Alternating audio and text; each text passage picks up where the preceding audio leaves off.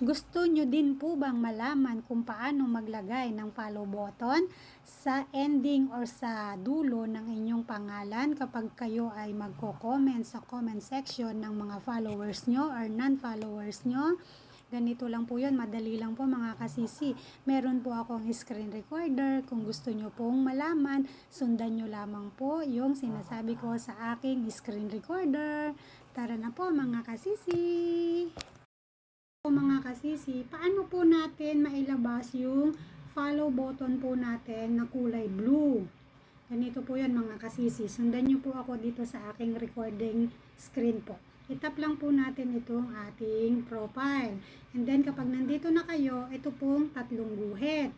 And then hanapin nyo po itong settings. Itap nyo po yan. Pag natap nyo po ang settings, ito na po yung lalabas. So scroll up nyo lang po siya. Tapos, hanapin lang po natin itong follow and public content mga kasisi. Tap nyo lang din po yan. And then, dito po kayo mapapapasok. Ito po kasing sa akin, itong show most relevant comment first, naka blue button na po siya. I-adjust nyo lang po siya sa ganyan. Kailangan po naka blue siya mga ka-reels. Para po yung blue na follow button ay lumabas doon sa inyong comment section. Pero lalabas lang po yun or makikita nyo lang po yun kapag hindi kayo naka-follow doon sa minessage nyo. Yun lamang po mga kasisi.